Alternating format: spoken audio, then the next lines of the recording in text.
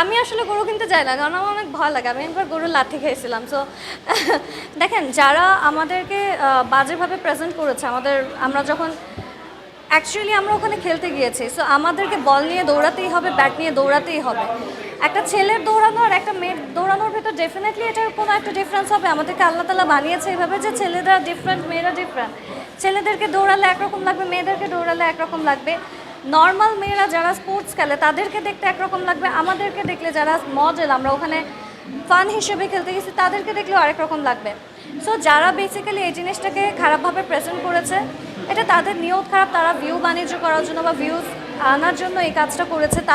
তাদের সাইডটা তারা দেখছে, বাট তাদের এই ভিউজের জন্য যে আমরা কতটুকু ক্ষতিগ্রস্ত হয়েছি, বা নেক্সট টাইম আমাদের আসলে সেলিব্রিটি ক্রিকেট লিগ এরকম কোনো আসলে গেম হবে কিনা, we even don't know that, যে এটা আসলে আমরা করতে পারবো কিনা। সো এটা আমাদের জন্য ক্ষতিগ্রস্ত হয়েছে। তো আমি তাদেরকে বলবো, যারা খারাপভাবে প্রেজেন্ট করেছেন, আপনারা হয়তো বুঝে করেননি, না বুঝে করেছেন, বা কোনো একটা সাইড দিয়ে অনেকে আছে যে বুঝেও করেছে, কারণ তারা খুব খারাপ খারাপ ক্যাপশন দিয়েও ওটা করছেন। সো এই জিনিসগুলো আপনারা করেন না, কারণ আপনাদের একটুখানি মজার জন্য, একটুখানি ভিউজের জন্য আমাদেরকে অনেক বেশি হ্যারাসমেন্ট ফেস করতে হয়, যেটা হয়তো কোনো একদিন আপনাদের পরিচিত বা আপনাদের আপন কেউ হলে পরে আপনারা বুঝতে পারবেন যে খারাপ কতটা লাগে। আর যারা এটা নিয়ে বেসিক্যালি নোটিস করছে, যেটা করছে, তাদের মাথায় আসলে কি চলছে, I have no clue, absolutely no clue. অনেকে বলে যে মোস্ট অফ দ্য পিপল তারা বলছে যে তার হয়তো কোনো কেস ছিল না বা কিছু ছিল না, তার জন্য এটা করেছে, বা লাইমলাইটে আসার জন্য। বাট যে কারণেই হোক, উনি হয়তো মানে ম্যাসিভ একটা পপুলেশনের কথা শুনে তার মনে হয়েছে যে, বাট আসলে তার আরেকটু এই ব্যাপারগুলো নিয়ে ঘাটা উচিত ছিল, যে আসলে মানে তারা দোষী যারা এভাবে করে ওয়েস্টার্ন করে ওখানে জাস্ট প্র্যাকটিস করতে গিয়েছে নিজেদের মতো করে, নাকি তারা দোষী যারা ওই প্র্যাকটিসে ইনক্লুড করে তাদেরকে বাজে বাজেভাবে করে অ্যাঙ্গেলের ছবি নিয়ে তাদেরকে প্রেজেন্ট করেছে। সো তার কাছেও আমার রিকোয়েস্ট থাকবে যে আপনি এই জিনিসটা ভালো করে দেখেন, আরও বুঝেন, যারা যারা এই কাজগুলো করছেন আপনারা দেখেন, বুঝেন যে আসলে দোষটা কার, আমরা যারা খেলতে গিয়েছি নাকি যারা এটাকে খারাপভাবে প্রেজেন্ট করেছে তাদের। না, আমি সব জার্নালিস্টদের ওপর ডেফিনেটলি চাপাচ্ছি না, কারণ আমি অনেক জায়গায় ইন্টারভিউ দিয়েছি, অনেক বেশি আমি আমার ক্লিপস দেখেছি। আমার মনে হয়েছে যে অনেক জার্নালিস্টই আমাকে খুব সুন্দর করে রিপ্রেজেন্ট করেছে, যাদের ওই স্ট্যান্ডার্ডটা আছে। সো আমি ডেফিনেটলি, আমার পরিচিত আছে, যেরকম আপনি আমার পরিচিত, আরও অনেকে এরকম পরিচিত আছে যাদের ওই স্ট্যান্ডার্ডটা অ্যাটলিস্ট মেনটেন করেছে, যে তারা প্রফেশনালি জার্নালিজমটাকে দেখিয়েছে, আমাদের বক্তব্য নিয়েছে, আমরা আসলে খেলা নিয়ে কী বলছি, তারা অন্য কোনো প্রশ্নও করেনি। বাট জার্নালিস্টদেরকে ছাড়াও ওখানে আরও অনেক মানুষ ছিল যারা মোবাইল জার্নালিস্ট বলা হয় বা ইয়েলো জার্নালিস্ট, তারা আসলে জার্নালিস্টও না, তারা জাস্ট একটা পেজ খুলেছে বা নিজের পেজ থেকে বা নিজের প্রোফাইল থেকে তারা এই জিনিসগুলো দিয়েছে। ইনফ্যাক্ট তারাই এটার জন্য দায়ী। এটা মেইনলি যারা আসলেই জার্নালিস্ট তারা এই জিনিসগুলো করেনি, দ্যাট আই বিলিভ, বিকজ আমি অনেকগুলো ক্লিপসই দেখেছি, আমার নিজের অনেক 200টার বেশি আমি ইন্টারভিউজ অ্যান্ড ক্লিপস দেখেছি অনেক চ্যানেলে। সো আই হ্যাভ সিন যে যারা প্রফেশনাল তারা এই জিনিসটা প্রফেশনালি রেখেছে, বাট যারা ওখানে আসলে ফাইজলামি করতে গিয়েছিল, মোবাইল নিয়ে দূর থেকে উল্টাপাল্টা ভিডিও করেছে, তাদেরগুলাই বেশি ভিউজ পেয়েছে, তারাই বেশি, ওই জায়গা থেকে বেসিক্যালি আমরা প্রবলেমে পড়েছি। এটা সব জার্নালিস্টের দোষ নাই।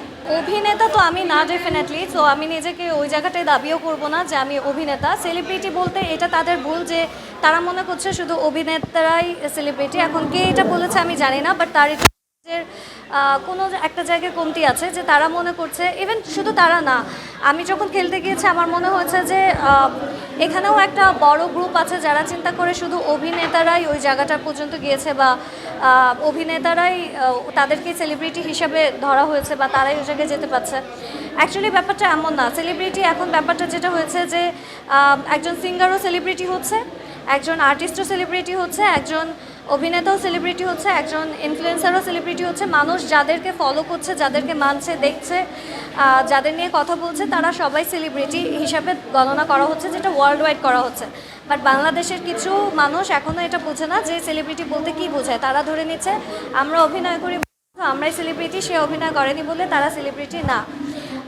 সো এই জিনিসটা একটা বিশাল তর্কের ব্যাপার আছে। আই থিঙ্ক এটা নিয়ে আমাদের আরও বেশি জ্ঞান অর্জন করা উচিত।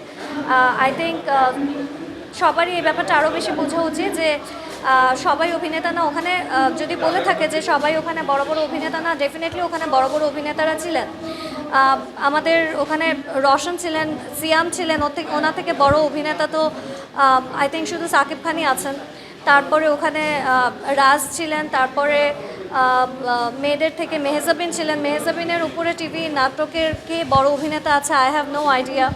সো এখন ওনারা আসলে কেন এটা বলছে জানি না, বাট আমার যেটা মনে হয় ছোটোবেলায় আমরা যদি চান্স না পেতাম খেলতে, যদি না নিয়ে যেত আমাদেরকে এলাকায় যখন খেলতে যেতাম, তখন ধরেন আমাদেরকে কেউ খেলায় ডাকেনি, তখন আমরা কান্নাকাটি করতাম, হ্যাঁ আমাদেরকে খেলতে দেয় নাই, ওরা হইলো খারাপ মানুষ, ওটা ভালো খেলা না। সো আমার মনে হয় এখন যারা চান্স পায়নি, অনেকেই ডাকা হয় নাই, সো তারা এখন এই কান্নাকাটি করছে। আমি এখন আমার ইনফ্লুয়েন্সিং ক্যারিয়ারটা নিয়ে অনেক ব্যস্ত, আমি আমার টিচিং প্রফেশন নিয়ে ব্যস্ত আছি, সোশ্যাল ইনফ্লুয়েন্সার, আমার হোস্টিংয়ের কিছু শোজ আসছে সেগুলো নিয়ে বিজি আছি, আর কিছু অন্য ধরনের প্ল্যানস চলছে, সো সেগুলো আসলে পরে আপনারা দেখতে পারবেন। অ্যান্ড মোটামুটি খুব ব্যস্ততার ভিতর দিয়ে যাচ্ছে, যেহেতু ঈদের সিজন, সো আমার অনেকগুলো শ্যুটস আছে, কিছু আমার ওভারসিজ আসছে, সো ওগুলো আসলে পরে দেখতে পারবেন। কোরবানি ঈদের প্রিপারেশন তো সবসময় এগুলাই হয় যে গরু কিনতে যাবে।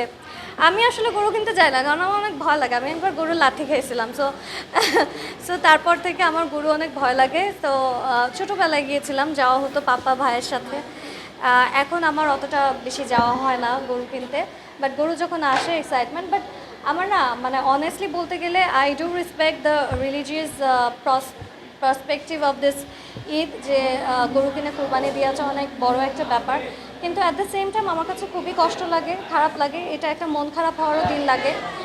স্পেশালি আমি অ্যানিমাল লাভার, সো আমি যখন দেখি গরুদেরকে, যদিও আমরা গরু খাই সবাই, তারপরেও দেখতে খারাপ লাগে, এটা আমাদের একটা হিপোক্রেসি। তো এটা আসলে আমার বলা ঠিক না, যেদিন আমি গরু খাওয়া বাদ দিতে পারবো সেদিন হয়তো আমাকে এটা বললে মানাবে যে গরু কাটা দেখলে আমার খারাপ লাগছে, বাট অ্যাকচুয়ালি আমার খারাপ লাগে যতক্ষণ আমি না দেখি যে গরু কাটা হচ্ছে, ততক্ষণ খেতে মজা লাগে, বাট দেখলে পরে খারাপ লাগে, তখন মনে হয় যে এত কষ্ট পাচ্ছে। আর আনাদার থিং যেটা বেশি খারাপ লাগে সেটা হলো যে মানুষের কষ্টটা অনেক কষ্ট লাগে, যে এত বছর ধরে গরুটাকে পেলে বড় করলো, নিজের বাচ্চার মতো দেখলো, তারপরে আবার কিছু টাকার জন্য তাকে বেঁচে দিতে হচ্ছে, তখন যে তারা কান্না করে বাচ্চাকে দিয়ে দিচ্ছে, তাদের যে কষ্টটা, এই কষ্টটা দেখে আসলে আমার অনেক খারাপ লাগে। আমি অনেক সময় এইসব নিউজ দেখলে কান্নাও করে দেই। তো ওই জায়গাটা মানে ইটস আ মিক্সড ফিলিং, যে কোরবানির ব্যাপারটা আমার কাছে ভালোও লাগে আবার খারাপও লাগে।